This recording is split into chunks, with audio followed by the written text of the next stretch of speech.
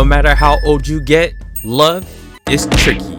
There's nothing like a teenage romance to bring you back to the days where you may see yourself in some way, somehow, as the mediocre looking, but really redeeming good guy MC Inomata Taiki. The strive to be your best main Hooper heroine, the lovable and bubbly tsundere that everyone else loves, except the MC. The I'll give almost any guy a shot popular girl, the reliable bestie that looks out for everyone, except forgets to think about what's actually best for himself. Before it's too late, crap, I'm too late. The reliably smart, ultra helpful badminton senpai that's actually in the most stable relationship and has a supremely bright future ahead of him. Mature model senpai, the angry, blunt, but misunderstood artistic kohai that gots the hots for the lovable, bubbly tsundere senpai. The I don't have to work as hard as you to be a better Hooper bestie of the main heroine Hooper, the MC's rival, the Gojo of badminton, his cute little sister, the manipulative, using bitch, and a whole lot of wholesomeness.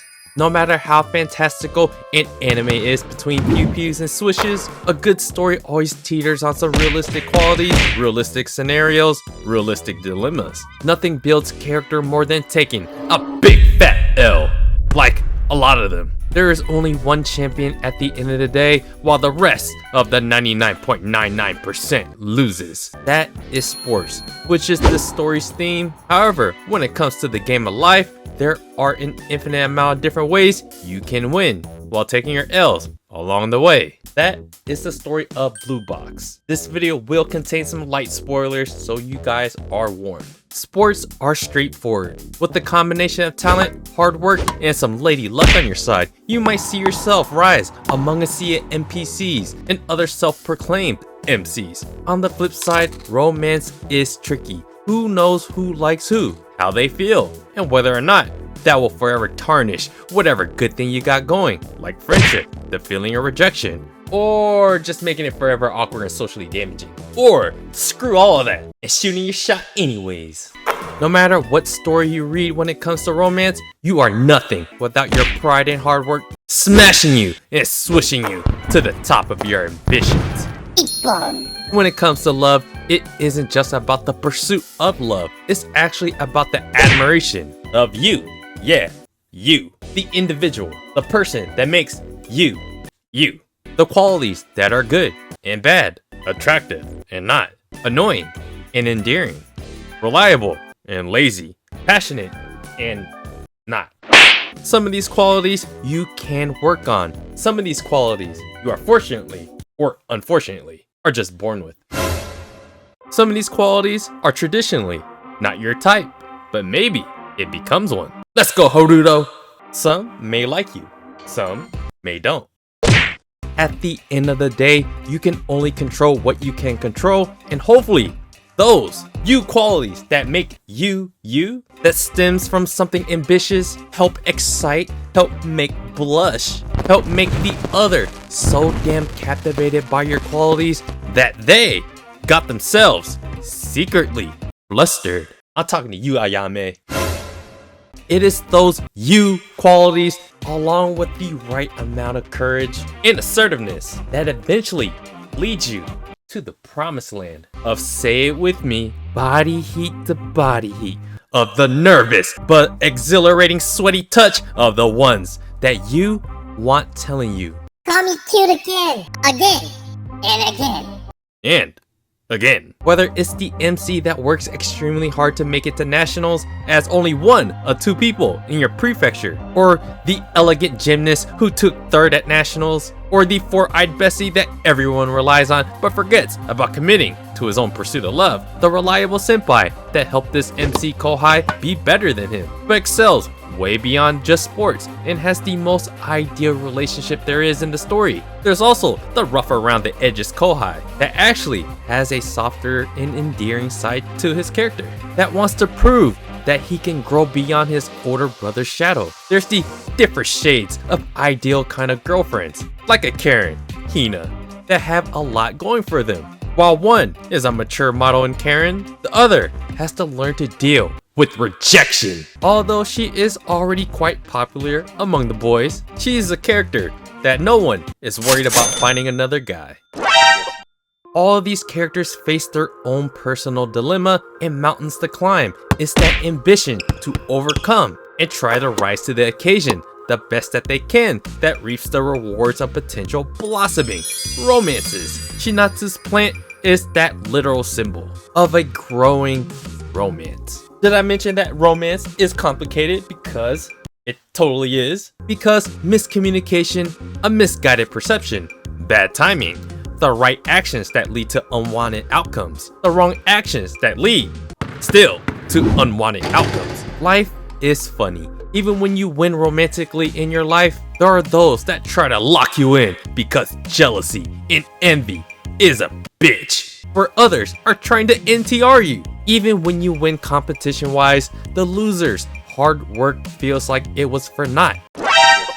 That is where the reward of finding the right partner reminds you the side effects of your commitment to hard work doesn't just apply to a sport. It is the ultimate bond. That is the trust and the ability of that partner to make you a better person, become a better person. That is like no other drug, that only the purity of love that can give you the right kind of high that keeps you pushing beyond the cortisol. That is the steroids of life. Love, if you can find it in season. That is one of the most, if not the most rewarding aspects of life, because losing is just a part of winning, and it's easier to win when you have a partner, a team, a harem.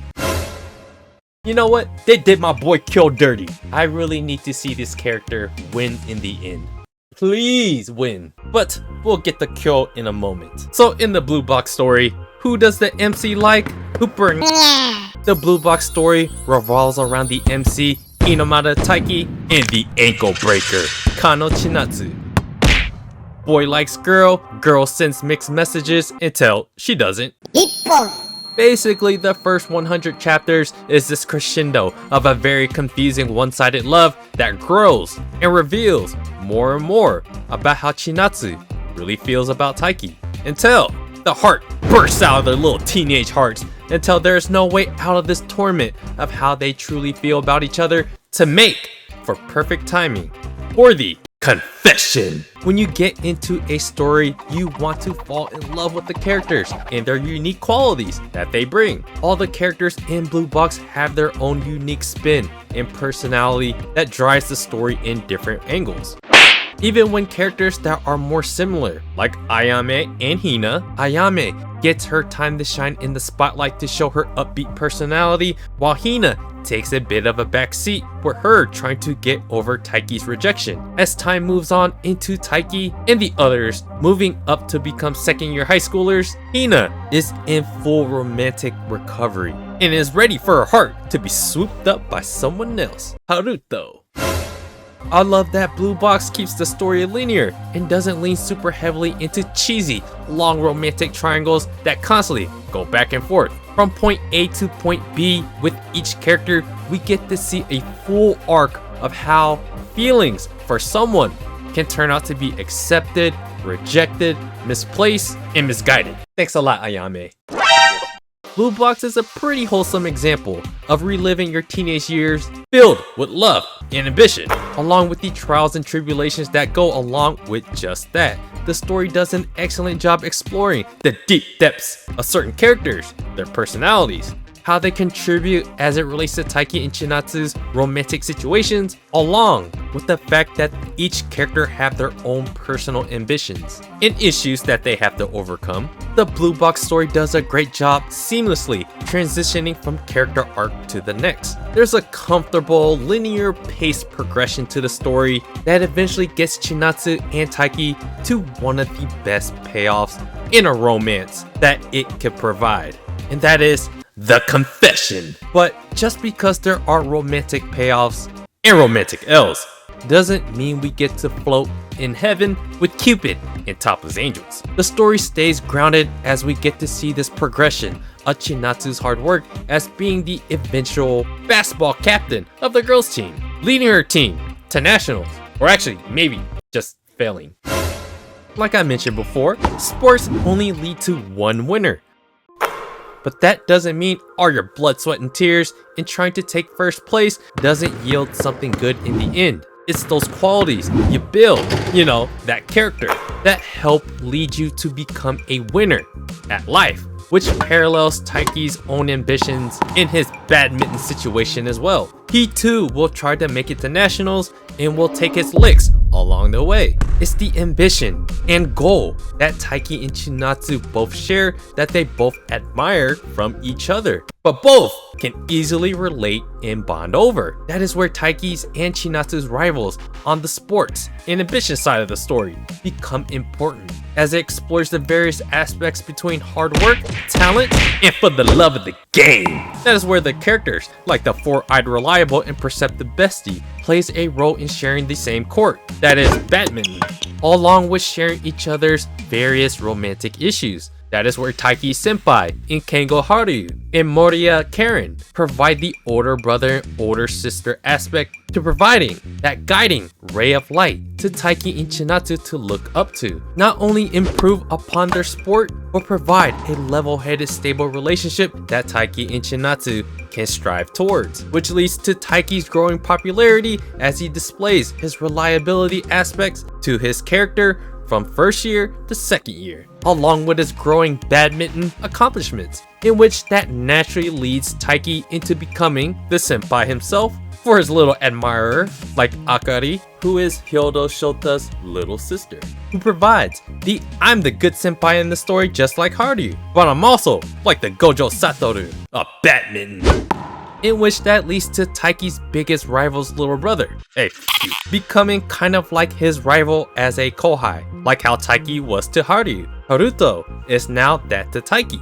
From a romantic side as it pertains to the major supporting girl characters, it's hard to not lean into Chonohina in all the heartbreak and hardships she has to endure on her end. Over time, her character kind of fades away as just a simple side character, as time really does need to heal all wounds. So voila! Enter Shuji's little brother, Yusa Haruto. From Hina chasing Taiki, now she gets to eventually experience her side of the chase with an underclassman, who she starts to see all the endearing, admirable qualities that he actually has, even though he could come off as blunt and a bit rough around the edges. Art will do that to a girl. It just kind of shows that Haruto has kind of this softer side to him. Newer characters enter the fray, like Karen's naughty little sister, Ayame, that acts not only as a plot device to stir up some major plot points, but brings along a fresh new perspective from the more deviant, easygoing, open-minded, gets along with everyone type of popular girl, who is more blunt about her positions on dating and everything really than any other typical girl. You know what? I think we all know that one girl that basically dated everyone in high school and college. When new characters are introduced as part of the same anime high school, expect a romantic angle of some sort to be explored, where a romantic learning lesson will come about in some way, shape, or form. That doesn't necessarily mean that everyone just ends up hooking up with each other.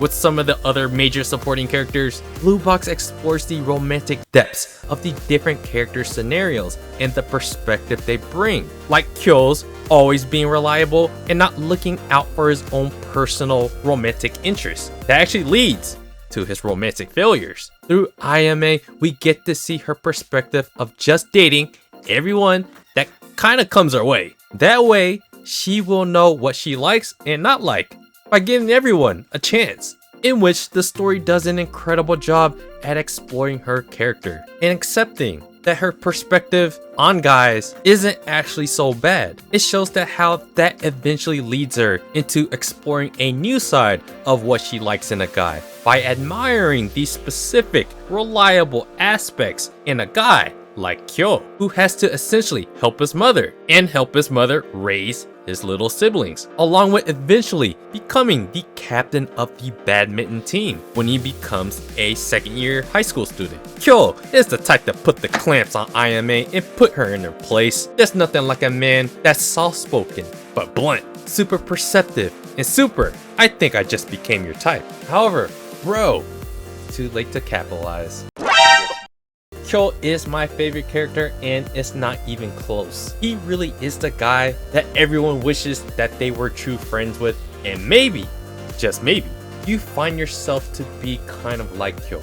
Bro is super perceptive, always looking out for his friends, helping the story provide the guidance to what actions are usually the right ones to make in a lot of different scenarios, especially when it comes to Taiki in his love life. Kyo is the one that people can rely on the most. It is he, like Hina, that we can easily cheer for to eventually get their happy ending, except through the story, we have to experience their trials and tribulations of their love life and how they are going to grow from it. At this point, you guys know I mentioned NTR. When I say NTR, I'm typically referring to the jealousy that is out of your control.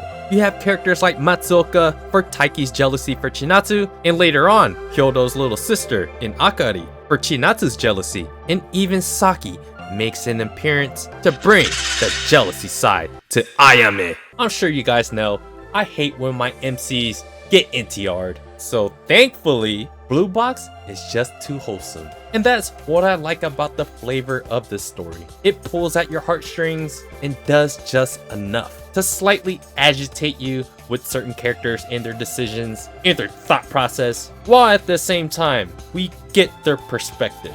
But the story never ever goes full NTR. It's not just the jealousy element that I find well balanced in this romance, it's the nature of all the characters' thought process. These characters are as real and level-headed as it gets, where there is confusion in the plot during romances, and when reality hits, when competition humbles them, that's when Blue Box shines the most. When facing adversity, like taking a fat badminton L or spraining an ankle, this changes the entire vibe of the story completely, as it goes back and forth between romantic payoffs and serious overcoming of adversity. Both Taiki and Chinatsu both have shonenistic ambitions. When you have lofty ambitions, what a huge box of chocolates. Those chocolates might just end up somewhere else, unintended, if you're not careful. When the successful romance is the main sauce in the show, it is what keeps you going until the end of the story, where you get to see a romance blossom through courage and through adversity. It's the smash and swish between the romance and the adversity that makes the Blue Box story feel so damn wholesome and appealing, because of the realism that is purposely there in the story to make you not only project, but feel the pain of the characters. As Taiki and Chinatsu's confession and eventual relationship start to hit a critical smash, slam dunk, Icon. that is one of the biggest payoffs a show can give you, because when it is done, it is done. So, what can they do next? Eventually, the story finds a way to give crescendo of rewards to their relationship, while teasing the next steps, like touching, and trying to convince Chinatsu's father that her and Taiki's relationship isn't detrimental for Chinatsu's future. While we see Taiki and Chinatsu's relationship blossom, this gives an opportunity for other characters to provide the element of their romantic experiences through possible future ships or failure to ship. Come on, man, give my boy Kyo a dub. Whether you see yourself in some shape or way to the prototype, mediocre looking, but not in the heart Taiki, Hooper, gymnast, nothing wrong with another fling, the bestie senpai, model senpai, angry but misunderstood kohai, rival, and rivaler. There's nothing like a wholesome teenage romance story to make you think about your own circumstances, whether it be past, present, or future.